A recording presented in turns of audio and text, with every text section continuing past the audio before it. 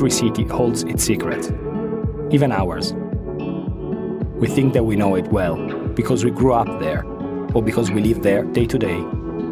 And yet, there are hidden stories everywhere, just waiting to be discovered. This is what we're doing today, a small treasure hunt in search of hidden objects and places that can bring us back in time. This is Urban Tales, a podcast from If Experience in collaboration with Cora Media. And now, let's move forward.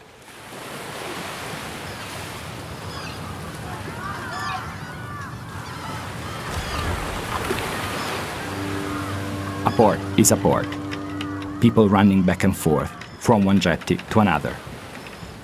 It takes a whole team to keep these giant ships under control.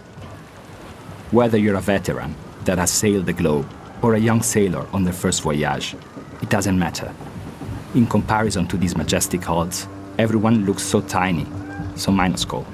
But once you get on board, it all changes. Everyone has their task. Everyone knows their place on the team. And that's when the ships are finally tamed. At that point, it's just the open sea, the great unknown. Nowadays, everything is under control. The finest instruments allow us to sail in utmost safety. But things weren't always this way. It used to be that all you had to assist you were the stars and the protection of saints. And besides that, a port is a port. Today, like 500 or 1,000 years ago. Or like at the time of Marco Polo, a man that symbolizes travel and discovery, as well as strategy and business, and especially a man that we associate with the city of Venice. Marco Polo leaves the port of Venice in 1271. He's just a boy, not even 20 years old. He has no idea that he's about to embark on a memorable adventure, and that his name will be remembered for centuries after, just like this year, in honor of the 700th anniversary of his death. The young Marco Polo couldn't have come from anywhere else except for Venice, because this is one of the most important ports of its day, a portal open to 1,000,000 possibilities.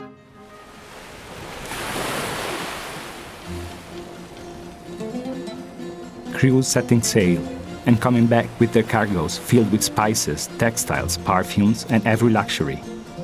Each ship leaves with the promise of new discoveries, and on returning, they add a new layer to this open society, fascinated with broadening its horizons as far as possible.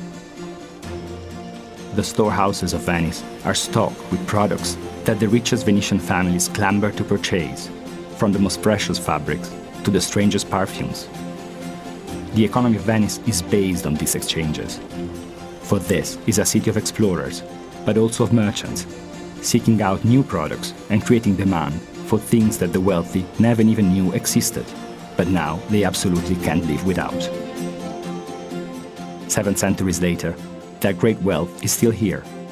Every corner of Venice beats with the pulse of history, and the large doors of the palaces guard treasures that have been handed down from generation to generation, because there's no greater treasure than a hidden treasure, or an invisible one. Let's stay in Venice, but go back in time. A ship has just returned from a long journey to the Far East, to the basin of San Marco. The crew rushes to embrace their families or unwind in the taverns. Meanwhile, large crates are unloaded, each containing goods purchased during the expedition. The merchants supervise each operation, and they pick out only the best objects to sell to the Venetian nobles. Spices and fabrics, of course, but also one of the greatest obsessions of the ruling class of the city: perfumes. Soon after docking, we can see the merchants getting off their punts in front of the splendid palaces and making their way to the vast rooms of the owners. These merchants open bottles and vials for a selected audience. Fragrances waft in the air, having traveled thousands of miles to get there. We can only imagine the reaction of the clientele as they fill their lungs with scents from another world. one that everyone dreams about, but which they will probably never actually see in person. The success of the perfume trade towards the East makes Venice a center of excellence in the sale and later production of fragrances. Perfumes become a status symbol, and more people want to own them. A new profession is born, that of the muschiere or perfumer. The word muschiere comes from musk, but not in the sense of moss, such as that of trees and rocks. Rather, musk as a substance produced by the male musk deer, an animal from the deer family that lives in the forests of Central Asia. When first produced, the smell of musk is quite off-putting, but the fragrance improves as the drying process progresses. Musk is bought in Asia and then brought to Venice, where it becomes perfume. The perfumers of Venice have studied the perfumes of the East and know how to balance them out. At this point, they personalize them and make Venice the most important European center for the noble art of perfume making. Halfway through the 16th century, there are over 20 muschiere shops, and Giovan Ventura Rossetti writes the first treatise to put order in the world of fragrance production. De notandissimi segreti dell'arte profumatoria, or Notable Secrets of the Art of Perfumery, is a book which collects experiments, recipes, and techniques that have taken hold over the centuries. Inside, there are over 300 recipes for as many perfumes, products that use musk, as well as lavender, jasmine, and rose, perfumes, as well as cosmetics in general, hair dyes, beauty treatments, and even remedies for bad breath. The first edition is released in 1555, and right away, it becomes a highly exclusive publication. After all, it codifies what we would consider nowadays to be industrial secrets, and which no perfumer would want to reveal to a potential competitor. As a result, authentic copies of the book are quite rare nowadays. One can be found in the Sainte-Geneviève Library of Paris. Another was owned by Gabriele D'Annunzio and is now held at the Vittoriale of Gardone Riviera, near Brescia. A third copy, however, never left the city of Venice, handed down through generations of the Vidal family, which continues to produce cosmetics and perfumes. Nowadays, the book can be seen at the Palazzo Mocenigo Museum in a 17th century print, and this copy is the first object of our journey across the alleyways and grounds of Venice. Earlier, we were imagining the merchants' arrival at the houses of the nobles to exhibit their latest merchandise. As we walk down the halls of Palazzo Mocenigo, we can feel the same atmosphere. It's as if we were in a place that's larger than us, where hundreds of lives and thousands of stories intertwine. This feeling is also brought to life by the clothes and household objects of the time, because this is a museum dedicated to the history of fashion, perfumes, and traditions. Period clothing, precious Murano glass, family paintings, furnishings. The rooms of the museum are rich with objects and charming works of art. But there is one area in particular which truly interests us. In room 14, on the main floor of the palace, starts the itinerary dedicated to perfumes. Here, we find multimedia installations which recreate the perfumery tradition of Venice, and an interactive map which leads us down the scented trails that connected Venice to Asia. We can also see the recreation of a muschiere's laboratory, alembics, flasks, glass containers of every shape. It almost appears like an alchemist's cove. But here, the perfumers weren't seeking the philosopher's stone. Rather, the best recipe to make soaps and oils, essences and liquids for the perfuming of people and clothes. In the next room, room 15, we can admire the copy of Notandissimi Segreti dell'arte profumatoria, the aforementioned text containing the secrets to this ancient art. Thanks to this volume and Palazzo Mocenigo, we can truly understand the importance of fragrances in Venice, a city captivating and imperceptible like the most elegant and refined perfume. In Venice, there are only two ways to move around. The first is, of course, the waterways. The second is to cross the many bridges of the city or pass under the typical Venetian passageways, known as sottoporteghi. For the former, there are the gondolas and water buses, called vaporetti. For the latter, you just need to start walking and count on your sense of direction. A great aid in this regard is the Grand Canal, which is the perfect point of reference as it snakes along the palaces. The beauty of Venice is that it's always remained the same. Sure, back then there weren't motorbuses, but the access ways to each building are the same today as they were back then. Let's take, for example, Carrezzonico, which is one of the most celebrated palaces in the city, facing the Grand Canal directly. To reach the Carrezzonico, you can either take the water bus, which docks nearby, or walk through the alleyways which connect Campo Santa Margherita with Ca' Foscari, the University of Venice. Carrezzonico has a prestigious history, but which starts off on the wrong foot. It's designed by Baldassare Longhena, one of the most active architects of his generation. But it will take almost a century and a change of ownership for it to be completed, in the 1700s. By that time, it's one of the most important and fashionable buildings in Venice, which is why, in the 1930s, it's chosen as the seat of the Museum of 18th Century Venice.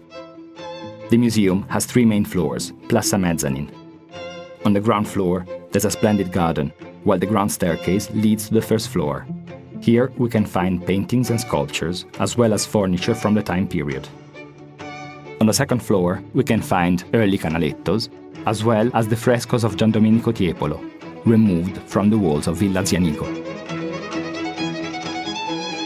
Our treasure hunt then brings us to the third and last floor of Carrezzonico, where we're able to travel back in time to 18th century Venice, an age of wealth and luxury where nobles would hop from a ball to a masquerade in the same night. This age has gone down in legend, such as the tales of Giacomo Casanova. However, in Carrezzonico we can also see something that is often less celebrated, but which touched the lives of everyone. That is the pharmacy of Dos San Marchi, or Two St. Marks, where an actual pharmacy of today has been recreated.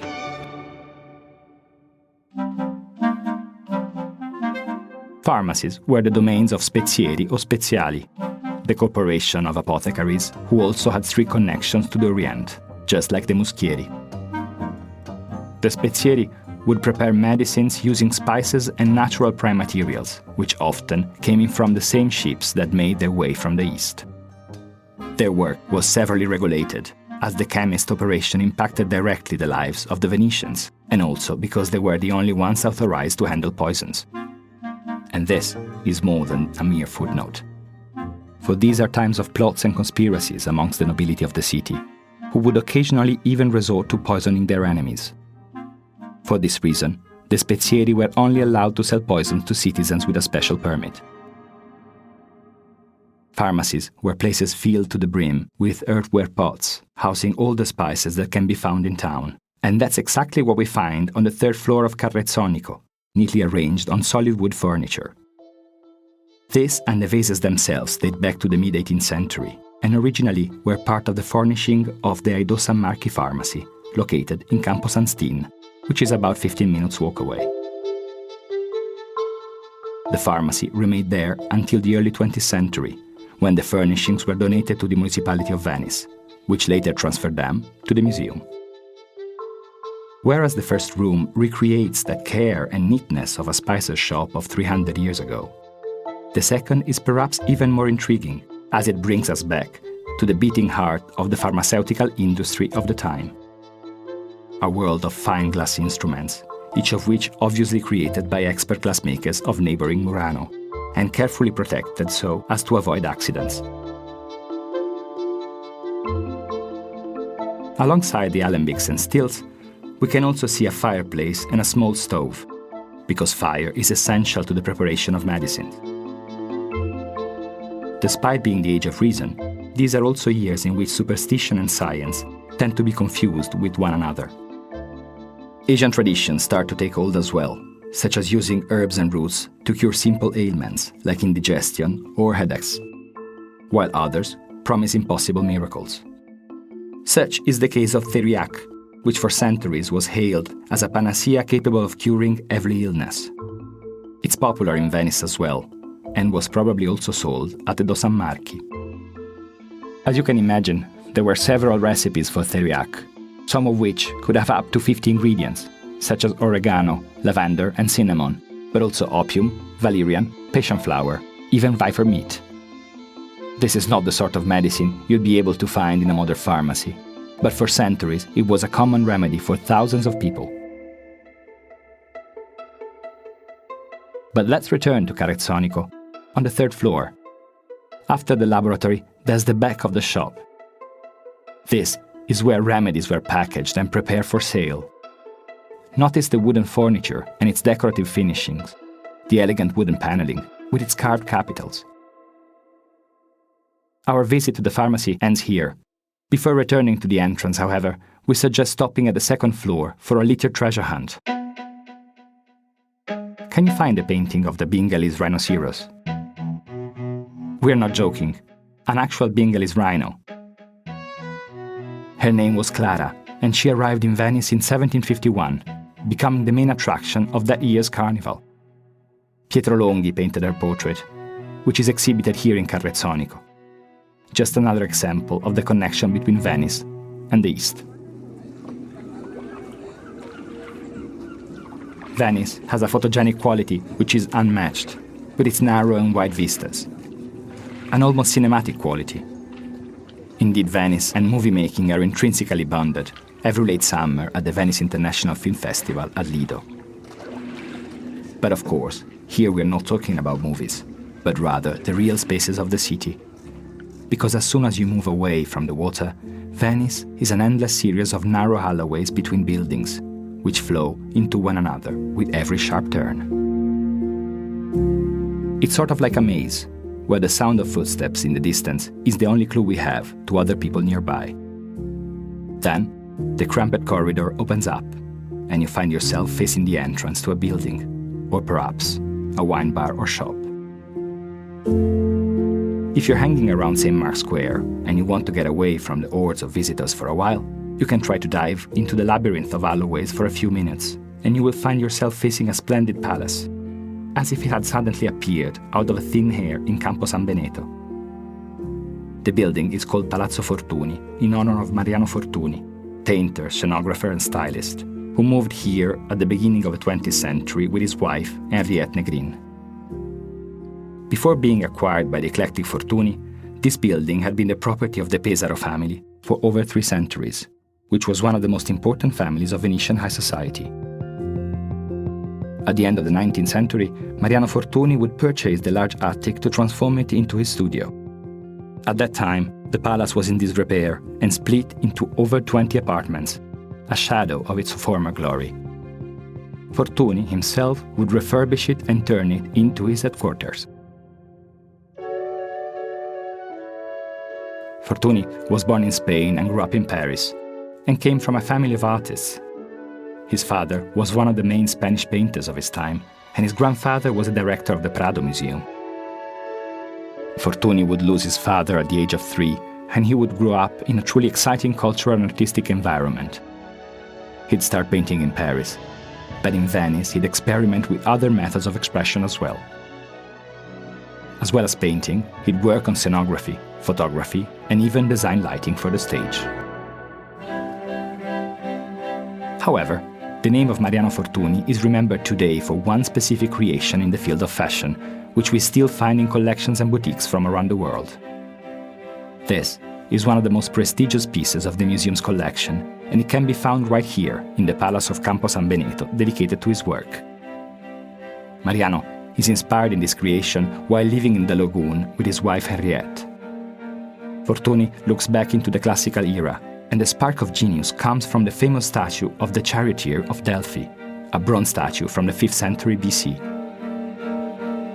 The charioteer is standing and holding in its right hand the reins of the horses that were once in front of him, but of which little has survived.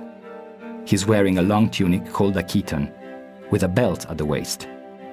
The tunic is sculpted dynamically, with countless little folds, each one adding to the final effect. And this is precisely the idea that Mariano Fortuny is looking for. An idea which leads to a type of gown and a technique which will make the history of fashion. He calls it the Delphos gown, in honor of its original inspiration, and the technique that he invents is that of the pleated dress. The invention itself is patented in 1909, under his name, although he also noted that the true inventor of the gown is in fact his wife Henrietta. The Delphos gown is a brilliant creation, but it's also a challenge to sew, as each single pleat must be made by hand. Over 450 small folds on very thin fabrics, such as satin or silk taffeta, usually in light colors, such as pink, gold, apricot, blue, sage green, but also brick red, black, and white. Palazzo Fortuny soon became a small factory. Each floor is occupied by the tailors working on the gowns under the supervision of Mariano and Henriette. The Delphos gown is a hit from day one, and it's worn by the Marquise Luisa Casati, a celebrated socialite and trendsetter of her day, capable of changing the history of fashion on her own and inspiring others like a muse. At that time, she lives in Palazzo Venice de' Leoni, which today houses the Peggy Guggenheim collection. Nowadays, it's almost impossible to imagine Palazzo Fortuny as a bustling center of operations. But if you walk along its halls, you can truly see what an amazing moment that was for the entire building, when a couple of artists found a perfect junction for their creativity and sense of business. After all, just a few years later, Fortuny will open boutiques in Paris, Madrid, and New York.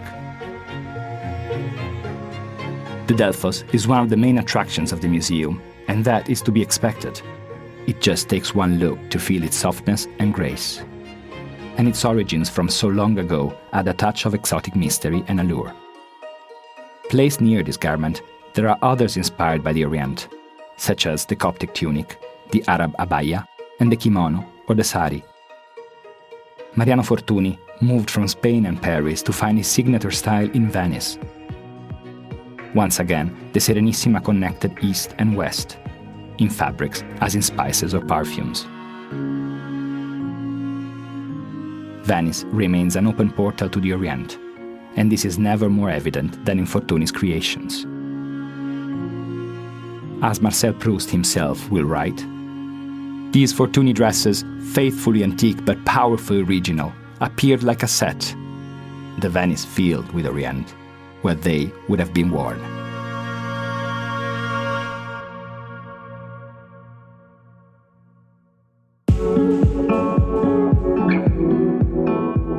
Urban Tales is a podcast series by If Experience, produced by Cora Media. Written and narrated by Filippo Cosmelli, with the support of Marco Villa. Editorial care by Sara Poma. Sound and music supervision by Luca Micheli. Post-production and editing by Andrea Girelli. Project manager Monia Donati. Producer Ilaria Celeghin. Post-production coordination Matteo Scelza. Studio sound engineer Lucrezia Marcelli. Music are licensed by Machiavelli Music and/or Universal Music Publishing Ricordi SRL.